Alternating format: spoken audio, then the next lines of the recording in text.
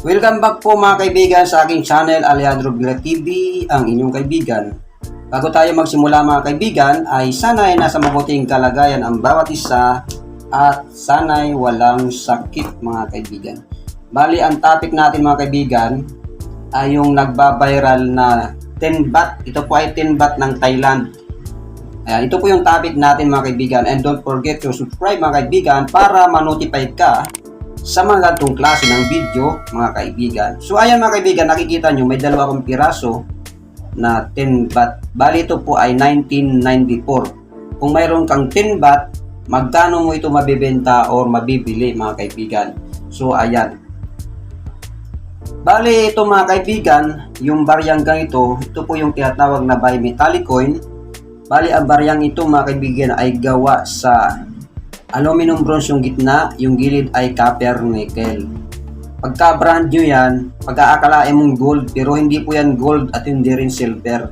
Bali yung gilid niya mga kaibigan, ayan o, segmented reading, giring-giting yung gilid at yung kanyang likod, yan po yung temple ng Thailand at mayroon siyang Praya River sa harapan niya. Ayan, yung bali ang coin na ito mga kaibigan ay 10 baht 1994. So, paano mo malalaman na ang 1994 lang yan?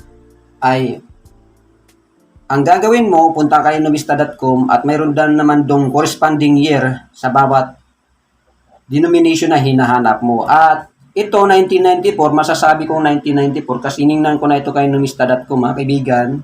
Bali yan, dito mo makikita yung year niya, yung parang WABG 33 or MM na may quit, mayroong buntot.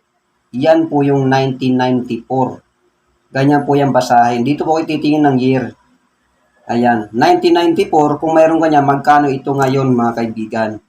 Bali, ang Thailand mga kaibigan, ang capital niya ay Bangkok, Thailand. Katabi lang ng Vietnam, ng China. Kapitbahay natin yan mga kaibigan. At dyan ang gagaling yung mga parts ng motorsiklo o ang karamihan, mga original mga kaibigan. So, bali, sa presyuhan tayo mga kaibigan, unahin na natin kainomista.com.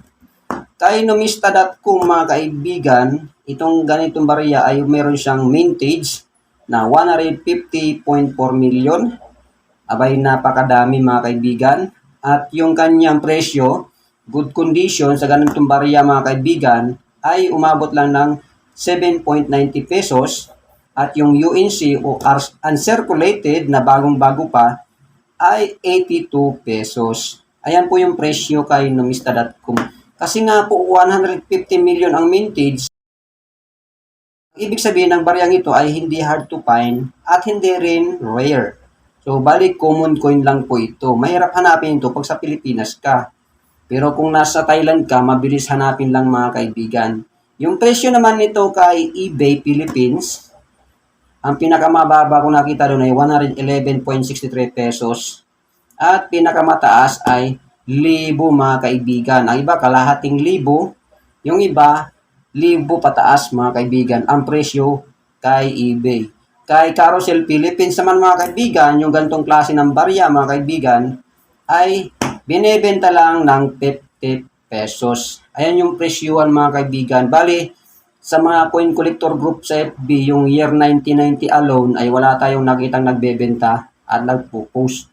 Mayroon man nagpo-post pero ibang year, hindi 1994 na katulad nito mga kaibigan. Pero kung bibilin mo ito, magbebenta ka, ayon nga kay numista.com ay 8 pesos halos lang yung pinakamura. Per price, 30 pesos. Pinakamataas, 50 pesos pero uncirculated na. Ganyan po yung karamihang nagbibenta ng paisa-isa sa bariya. Pero kung mayroong bulto ang bibili, baka bilhin lang sa iyo ng 10 piso, isa kung maramihan, 100 pesos pataas. 10 piso lang pa ang isa niyan, o bababa pa yan, depende sa kondisyon ng bariya mo mga kaibigan. So bale, kung tatanungin mo magkano ko ito nabili, bale ang bariyang ito mga kaibigan ay nabili ko lang naman ng 45 pesos ang isa. Kasi nabili ko ito sa lugar ng South Korea. Binili ko ito ng 1,000 won ang isa. Sa panahong yaon, mga kaibigan, 45 pesos ang katumbas ng 1,000 won. Bali, nabili ko ito ng 2,000 won. sa pera natin ay 90 pesos itong dalawang pirasong ito. Bali, ang kondisyon niya naman ay nasa good condition or fine condition. Wala pa siya gaanong damage mga kaibigan. Ayan yung presyo niya mga kaibigan sa atin sa Pilipinas. Bali, ang ganitong barya, yung naging trending mga kaibigan na dapat yung hanapin sa ganitong klase ng barya ay yung year 1990. Ayon dito, may nag-post kay Old Coin Collectors Buyers Manila na binibili niya ng 100,000 pesos. Nung tiningnan ko kay numista.com, wala itong presyo doon kasi ang mintage lang pala nung 1990 mga kaibigan ay 100 piraso. For example, ang nandoon, bali binibili niya ng 100,000. So, tingnan nyo na lang kay Old Coin Collectors Buyers Manila sa group na yan. At sa YouTube, tiningnan ko, may nagpapaliwanag na ito daw ay 100,000 ang isa. May nagpapaliwanag na 50 to 100,000 ang isa. Meron din nagpapaliwanag na 250,000 ang isa, yung year 1990. O, paano mo malalaman kung yung barya mo, baka nasa yung year 1990, paano malalaman kung year 1990 yan? Simple lang mga kaibigan. Yung 1990 year, tingnan mo lang yung date nito or year. Same na same lang yung hitsura nung year ng 1990 at saka 1994. Bali, ang hawak natin mga kaibigan ay 1994. Ganito rin. Yung 1990 mga kaibigan, alisin mo lang yung buntot niyan, yung isang parang tree. Yan, ilalagay ko dyan sa screen.